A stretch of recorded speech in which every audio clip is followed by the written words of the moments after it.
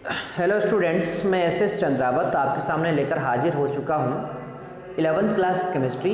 और इस 11th class chemistry के अंदर अपन चर्चा कर रहे हैं लेसन 6 ऊष्मागतिकी थर्मोडायनेमिक्स। देखो, थर्मोडायनेमिक्स के अंदर अपन चर्चा कर रहे हैं छोटे छोटे पॉइंट्स के ऊपर, और यही जो सभी पॉइंट्स हैं ये आगे अपने काम आने वाले हैं। तो मैं आप लोगों को पिछले वीडियो के अंदर बता चुका था कि विभिन्न प्रकार के प्रक्रम कौन कौन से होते हैं, है ना। उसमें अपन ने बात की है समतापी प्रक्रम की, रुद्धोष्म प्रक्रम की। इसके अलावा अपन ने बात की है वहाँ पर उत्क्रमणीय प्रक्रम, अनुत्क्रमणीय प्रक्रम, साथ ही तंत्र के गुण भी अपन ने पढ़े हैं, ठीक है ना। तो ये कुछ बातें हैं जिनके बारे में अपन चर्चा कर चुके हैं पिछले वीडियो के अंदर। अब अपन यहाँ पर चर्चा करने वाले हैं फिर वापस एक बहुत महत्वपूर्ण पॉइंट, और वो है अवस्था फलन। इसी प्रकार का एक और पद आएगा, वो है पथ फलन। तो देखो, अवस्था फलन क्या होते हैं, पथ फलन क्या होते हैं, इसके बारे में चर्चा करें तो देखो, ऐसे प्रक्रम बात करेंगे अपन, ऐसे प्रक्रम या फिर तंत्र के वे गुण, तंत्र के वे गुण जो पदार्थ की प्रारंभिक व अंतिम अवस्था पर निर्भर करते हैं। तंत्र के वे गुण जो उस तंत्र की प्रारंभिक व अंतिम अवस्था पर निर्भर करते हैं उन्हें अवस्था फलन कहते हैं। अपन तंत्र के गुण पढ़ रहे हैं तो अवस्था फलन का मतलब क्या बताया मैंने, तंत्र के वे गुण, निकाय के वे गुण जो उसकी प्रारंभिक अवस्था और उसकी अंतिम अवस्था पर निर्भर करते हैं उन्हें अवस्था फलन कहते हैं।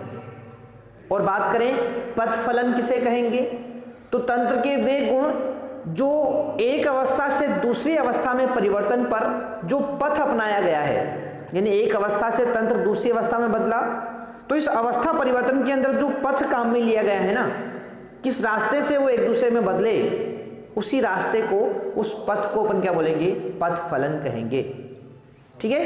तो ये दो प्रकार के होते हैं, अवस्था फलन और पथ फलन, ठीक है। दोनों के बारे में चर्चा करेंगे।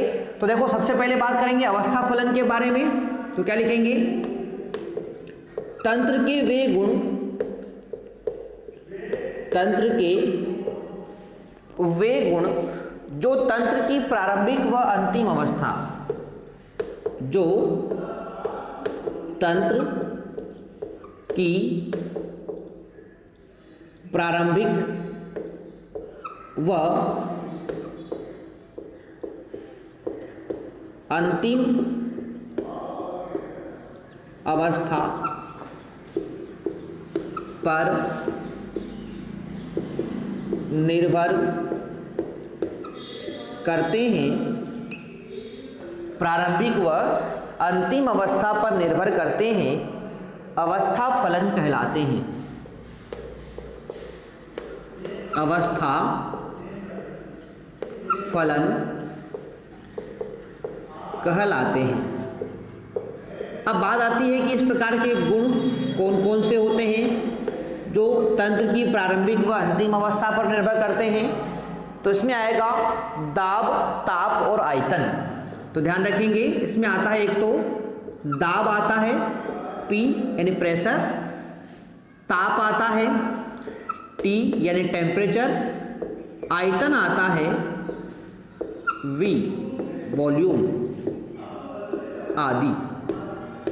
तो दाब, ताप, आयतन आदि इसके अंतर्गत आते हैं। इसके बाद अगला होता है, अगला पद अपन यहां पर पढ़ेंगे पथ फलन। इसके बारे में चर्चा करेंगे। तो पथ फलन का मतलब होता है तंत्र के वे गुण जो अवस्था परिवर्तन के पथ पर निर्भर करते हैं। तंत्र के वे गुण जो अवस्था परिवर्तन के पथ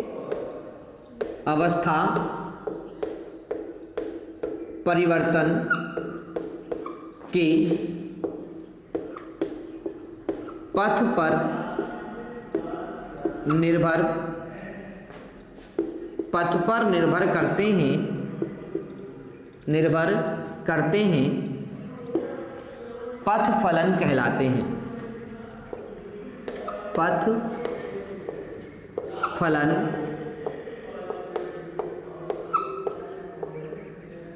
कहलाते हैं। ठीक है ना। अब इसमें कौन कौन से आएंगे, जैसे ठीक है अवस्था फलन और पथ फलन की अपन बात कर रहे हैं। ठीक है, तो देखो पथ फलन यानी कि जो अवस्था परिवर्तन के पथ पर निर्भर करते हैं उसको अपन बोलेंगे क्या, पथ फलन।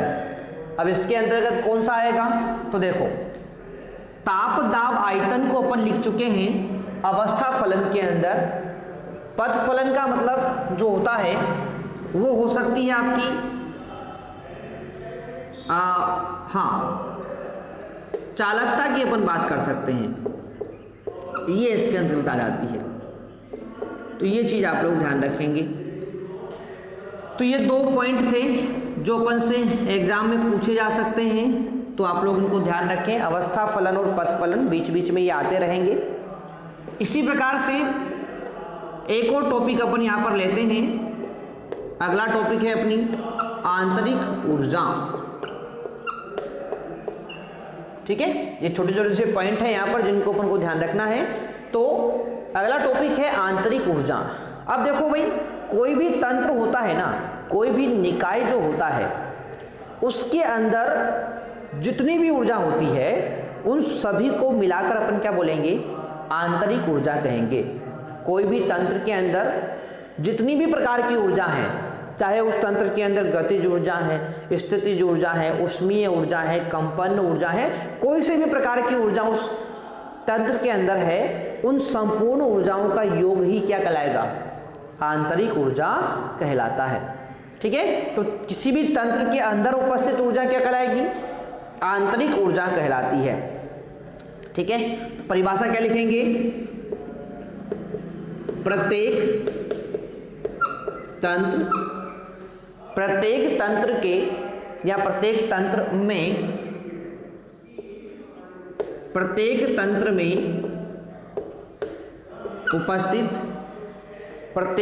में उपस्थित पदार्थ के कणों की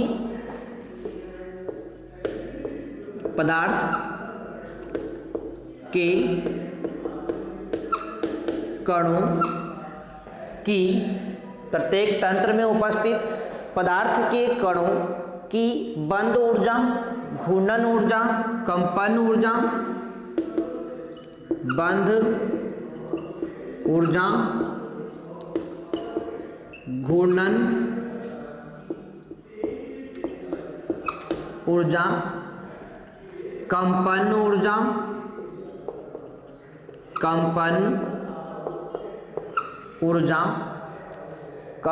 ऊर्जा, गतिज ऊर्जा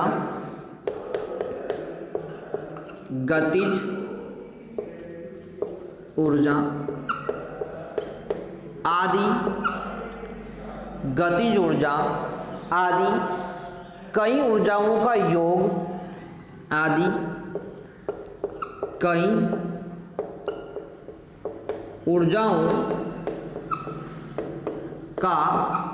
योग आंतरिक ऊर्जा कहलाती है। आंतरिक ऊर्जा कहलाती है। ठीक है, तो किसी भी तंत्र में उपस्थित पदार्थ के कणों के पास जितनी भी प्रकार की ऊर्जा होती है उन सभी प्रकार की ऊर्जाओं का योग आप लोग कर दो, वही क्या होती है, आंतरिक ऊर्जा। जैसे अपन की बात करें, अपने अंदर, अपने शरीर के अंदर जितनी भी प्रकार की ऊर्जा हैं उन सभी का योग कर दो तो वो अपनी क्या हो जाएगी, आंतरिक ऊर्जा हो जाएगी। ठीक है भाई। अब बात आती है कि यह अवस्था फलन होती है। अब देखो, अवस्था फलन होता है, ये बात बोलते ही आपको एक बात समझ में आ गई होगी, यह एक अवस्था फलन होती है। अब देखो, ये बात बोलते ही आपको एक बात समझ में आना चाहिए कि अवस्था फलन बोला मतलब ये पदार्थ की प्रारंभिक व अंतिम अवस्था पर निर्भर करेगी, तंत्र की प्रारंभिक व अंतिम अवस्था पर निर्भर करेगी। ठीक है ना, तो बस यही चीज है, होती है जो तंत्र की प्रारंभिक व अंतिम अवस्था पर निर्भर करती है, प्रारंभिक व अंतिम अवस्था पर निर्भर करती है। ठीक है भाई। अब प्रारंभिक व अंतिम अवस्था पर निर्भर करने का मतलब क्या हुआ? तो देखो भाई, इस चीज को अपन फॉर्मूले के रूप में देख लेते हैं कि यदि किसी तंत्र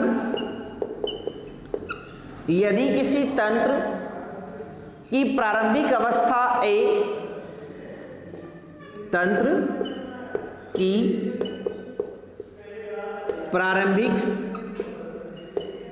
अवस्था A एवं अंतिम अवस्था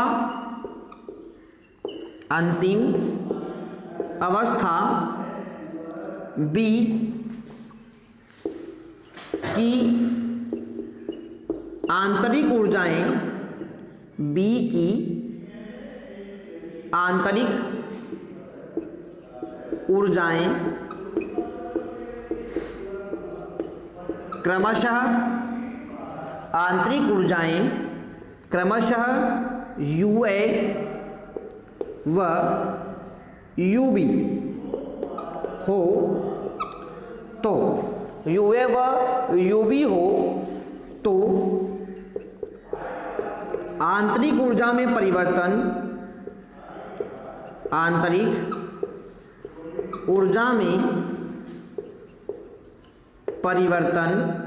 अब देखो भाई, मैंने क्या बताया है कि ये अवस्था फलन है, तंत्र की प्रारंभिक व अंतिम ऊर्जा पर निर्भर करेगी, अंतिम अवस्था पर निर्भर करेगी। तो देखो भाई, यदि किसी तंत्र की प्रारंभिक अवस्था A है जिसकी ऊर्जा कितनी है, UA है, अंतिम अवस्था B है जिस पर आंतरिक ऊर्जा UB है। अब मुझे निकालना क्या है, आंतरिक ऊर्जा में परिवर्तन निकालना है। तो क्या करेंगे अपन, परिवर्तन निकालने के लिए आंतरिक ऊर्जा में परिवर्तन आपको निकालना है, तो क्या करेंगे, अंतिम में से प्रारंभिक को घटा देंगे, यानी कि UB माइनस UA अपन यहां पर कर देंगे। तो ये क्या जाएगा, आंतरिक ऊर्जा में परिवर्तन का सूत्र अपने पास आ जाता है। ठीक है, तो आ जाएगी बात समझ में। यहाँ पर प्रारंभिक व अंतिम अवस्था पर निर्भर करती है, इसीलिए यदि आंतरिक ऊर्जा में परिवर्तन आपको निकालना है तो क्या करेंगे, अंतिम ऊर्जा में से प्रारंभिक ऊर्जा को घटा देंगे। अंतिम आंतरिक ऊर्जा क्या है, अंतिम अवस्था में UB है, प्रारंभिक है U है, तो UB में से UA को घटा दो तो क्या जाएगा अपने पास, डेल्टा U, यानी आंतरिक ऊर्जा में परिवर्तन आ जाएगा। ठीक है, अब बात आती है कि आंतरिक ऊर्जा में परिवर्तन करते कैसे हैं, है ना, इस चीज को भी समझ लेते हैं। तो देखो, आंतरिक ऊर्जा में परिवर्तन निम्न प्रकार से किया जा सकता है। आंतरिक ऊर्जा में परिवर्तन, आंतरिक ऊर्जा में परिवर्तन निम्न प्रकार से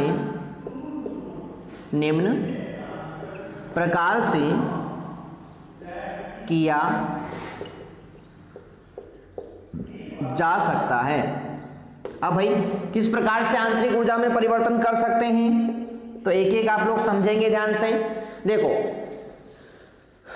आंतरिक ऊर्जा में जो परिवर्तन है, मतलब जैसे अपने खुद की बात करें, अपने आप को अपन एक तंत्र माने, तो अपनी ऊर्जा में परिवर्तन कैसे कर सकते हैं अपन, अपनी अंदर की जो आंतरिक ऊर्जा है उसमें परिवर्तन कैसे कर सकते हैं कि या तो अपन को ऊर्जा दे दे या अपन से ऊर्जा निकल जाए, है ना भाई। कोई भी तंत्र को या तो ऊर्जा दे दो या उससे ऊर्जा को निकाल लो, तो इससे क्या होगा, आंतरिक ऊर्जा में परिवर्तन हो जाएगा, है ना भाई। कोई भी तंत्र है उसके अंदर आंतरिक ऊर्जा है फिक्स रूप में, अब उसकी आंतरिक ऊर्जा में परिवर्तन कैसे करोगे आप लोग, या तो उस तंत्र को ऊर्जा दे दो या उससे ऊर्जा निकाल लो।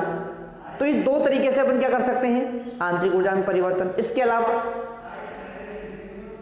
अपनी ऊर्जा में परिवर्तन करना है तो या तो उस तंत्र में पदार्थ को डाल दो, पदार्थ मतलब अपन ने खाना खा लिया, अब जब खाना नहीं खाया था तो अपने अंदर कुछ आंतरिक ऊर्जा थी, अपन ने खाना खा लिया नहीं, पदार्थ को ग्रहण कर लिया। अब पदार्थ को ग्रहण कर लिया तो क्या होगा, आंतरिक ऊर्जा अपनी बढ़ जाएगी, या अपने अंदर से कुछ पदार्थ निकल जाए तो आंतरिक ऊर्जा में क्या आएगी, कमी आएगी। तो पदार्थ को देकर या पदार्थ को लेकर भी आप लोग क्या कर सकते हैं, आंतरिक ऊर्जा में परिवर्तन कर सकते हैं। और तीसरा तरीका क्या होता है, तो भाई कोई भी जो तंत्र है, या तो उस तंत्र पर कोई कार्य कर दो या उस तंत्र द्वारा किसी पर कार्य करवा लो, है ना, या तो तंत्र पर कार्य कर दो या तंत्र द्वारा किसी पर कार्य करवा लो, इससे भी आंतरिक ऊर्जा में क्या आएगा, परिवर्तन आएगा। तो तीन तरीके से आप लोग आंतरिक ऊर्जा में परिवर्तन कर सकते हैं। देखो सबसे पहला तरीका क्या बताया मैंने आपको, कि यदि तंत्र में ऊष्मा का प्रवेश या निकास हो, यदि तंत्र में ऊष्मा का प्रवेश या निकास हो, ठीक है, तंत्र में ऊष्मा का प्रवेश हो जाए या तंत्र से ऊष्मा बाहर निकल जाए, ठीक है। इसके अलावा दूसरा तरीका क्या हो सकता है, तो आंतरिक ऊर्जा में परिवर्तन का दूसरा तरीका मैं आपको बता दूं, तो यदि तंत्र में उपस्थित द्रव्य में वृद्धि करें या कमी करें, यदि तंत्र में उपस्थित द्रव्य या पदार्थ में वृद्धि या कमी हो, तो तंत्र में उपस्थित द्रव्य या पदार्थ में वृद्धि हो या फिर कमी हो, ठीक है ना, दूसरा तरीका ये हो सकता है। बात करते हैं तीसरा तरीका क्या होगा, तो भाई तीसरा तरीका होता है कि यदि तंत्र द्वारा कोई कार्य किया जाए या तंत्र पर कोई कार्य किया जाए, यदि तंत्र द्वारा कोई कार्य किया जाए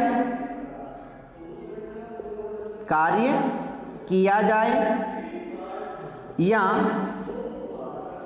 तंत्र पर कोई कार्य किया जाए, तंत्र पर कोई कार्य किया जाए, है ना। जैसे बात करते हैं भाई, इस लास्ट वाली लाइन का मतलब क्या हुआ कि तंत्र द्वारा कोई कार्य किया जाए, यानी कि अपन जैसे अपने आपको एक तंत्र माने, अपन कोई कार्य कर लें तो आंतरिक ऊर्जा में क्या आएगी, कमी आएगी, या अपन पर कोई कार्य कर दे तो आंतरिक ऊर्जा में क्या होगी, वृद्धि होगी, ठीक है ना।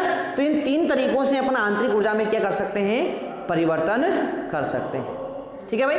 तो ये था अपना आंतरिक ऊर्जा और उसमें परिवर्तन किस प्रकार से किया जा सकता है, इसके बारे में चर्चा अपन यहाँ पर कर चुके हैं, ठीक है। अब बढ़ते हैं आगे की तरफ। तो इसी आंतरिक ऊर्जा के बारे में एक और बात आप लोगों को यहाँ पर ध्यान रखनी है, और उसको भी मैं साथ के साथ आप लोगों को बता देता हूँ यहाँ पर। तो देखो एक मिनट,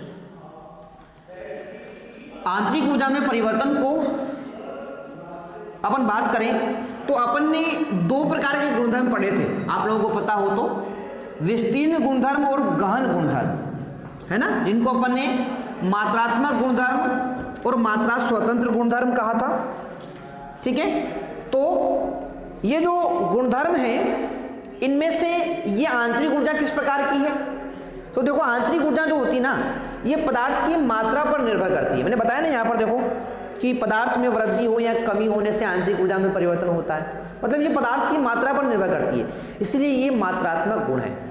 मात्रात्मक मतलब कौन सा है, विस्तीर्ण गुण है, ठीक है ना। तो ये चीज भी आप लोग यहाँ पर ध्यान रखेंगे। तो मैं दिखा देता हूं कि आंतरिक ऊर्जा का मान, आंतरिक ऊर्जा का मान पदार्थ, आंतरिक ऊर्जा का मान पदार्थ की मात्रा पर निर्भर करता है, पदार्थ की मात्रा पर निर्भर करता है, पदार्थ की मात्रा पर निर्भर करता है। अतः आंतरिक ऊर्जा आंतरिक ऊर्जा एक, अतः आंतरिक ऊर्जा एक मात्रात्मक या विस्तीर्ण गुण है। मात्रात्मक या विस्तीर्ण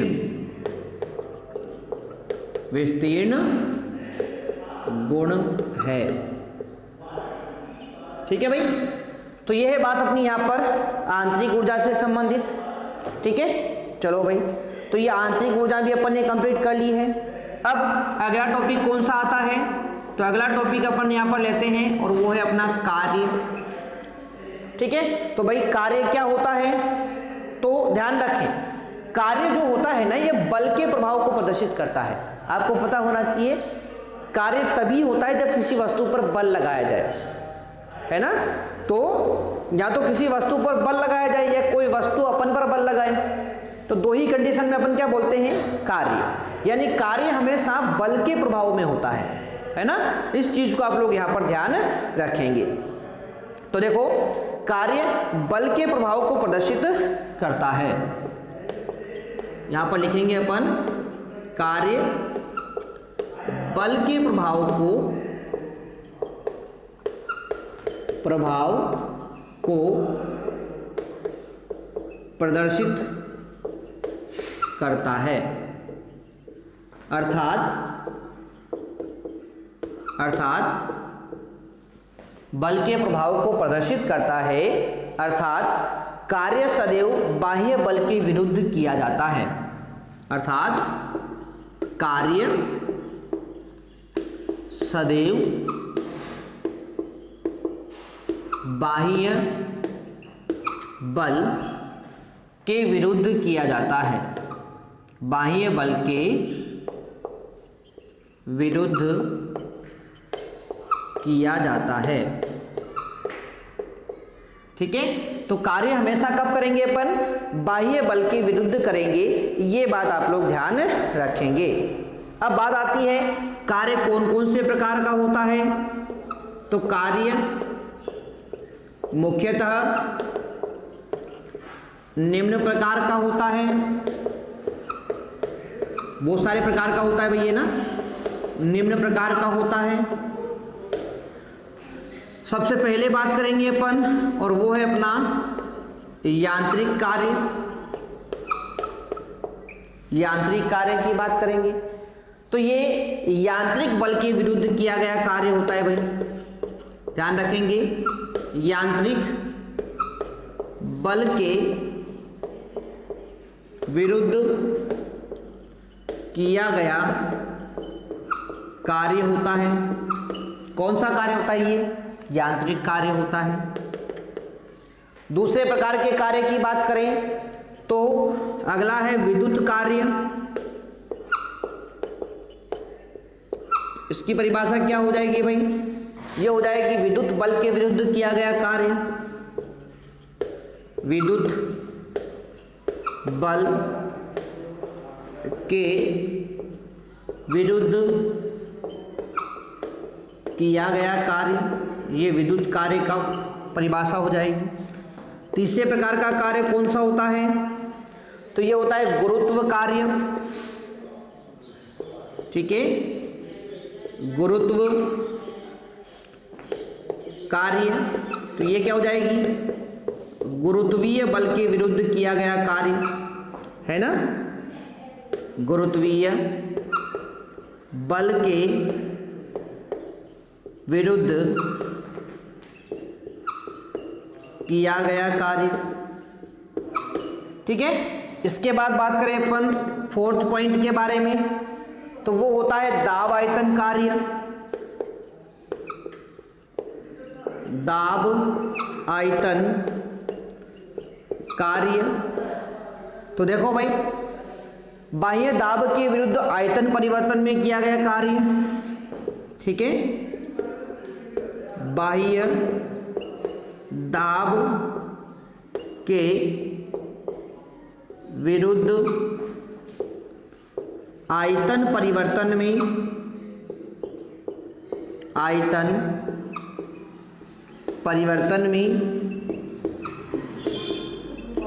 किया गया कार्य। ठीक है, तो ये कुल 4 प्रकार का कार्य अपन ने यहाँ पर देखा है जो अपन को यहाँ पर ध्यान रखना था। ठीक है भाई, तो ये 4 प्रकार का कार्य अपने पास हो जाता है। अब ध्यान रखेंगे आप लोग यहाँ पर एक बात और, क्या बात ध्यान रखनी है अपन को, तो देखो भाई कार्य जो होता है ना वो आंतरिक ऊर्जा में परिवर्तन के बराबर होता है ना। नोट लगा के एक बात आपको ध्यान रखनी है कि कार्य आंतरिक ऊर्जा में परिवर्तन के बराबर होता है। यानी सिंपल सी बात है, कोई भी वस्तु के अंदर जो कार्य होगा ना वो आंतरिक ऊर्जा में परिवर्तन के बराबर होगा। अब बात करें अपन कार्य को किससे प्रदर्शित करते हैं, W से। अपन क्या बोल रहे हैं, ये किसके बराबर है, आंतरिक ऊर्जा में परिवर्तन यानी डेल्टा U के बराबर है। और डेल्टा U को अपन ने क्या लिखा था, अंतिम आंतरिक ऊर्जा माइनस प्रारंभिक आंतरिक ऊर्जा। तो ये किसका फॉर्मूला आ गया, ये कार्य का फॉर्मूला आ गया भाई। ठीक है, तो ये कार्य का फॉर्मूला आ गया। अब बात करेंगे अपन कार्य की इकाई क्या होती है, इसको मापते किसमें है। ठीक है, तो कार्य की इकाई ध्यान रखना आप लोग, एसआई पद्धति में कार्य की इकाई होती है जूल। क्या होती है, जूल, आप लोग ध्यान रखेंगे। और सीजीएस पद्धति के अंदर अपन बात करें तो सीजीएस पद्धति में कार्य की इकाई होती है अर्ग। क्या होती है, अर्ग होती है। तो ये 2 चीजें आप लोग ध्यान रखेंगे, कार्य की इकाई जो होती है एसआई पद्धति में जूल होती है, सीजीएस पद्धति में अर्ग होती है। अच्छा, मैं आप लोगों को जूल और अर्ग में संबंध बता देता हूं। तो 1 जूल बराबर होता है 10 की घात माइनस 7 अर्ग। 1 जूल बराबर क्या होता है, 1 मिनट, 10 की घात माइनस नहीं है, 10 की घात 7 अर्ग है ये। ठीक है, तो 1 जूल बराबर 10 की घात 7 अर्ग होता है। इसी को अपन क्या बोलते हैं, इसी को ध्यान रखेंगे कि एक चीज और ध्यान रखेंगे, 1 जूल बराबर होता है 1 न्यूटन इंटू मीटर। ठीक है, न्यूटन इंटू मीटर। और इसी को अपन क्या लिख सकते हैं, इसी को अपन लिख सकते हैं 1 किलोग्राम मीटर स्क्वायर प्रति second square. 1 kilogram metre square प्रति सेकंड स्क्वायर। तो ये 2 फॉर्मूले भी आप लोग ध्यान रखेंगे। तो ये था अपना कार्य और आंतरिक ऊर्जा जो यहाँ पर पूरी तरह से समाप्त हो जाता है। ध्यान से आप लोग उसको समझने का प्रयास करेंगे, 1-2 बार वीडियो को ध्यान से देखेंगे। तो ये था अपना आज का सेशन, मिलते हैं नेक्स्ट वीडियो के अंदर, तब तक के लिए टेक केयर, बाय।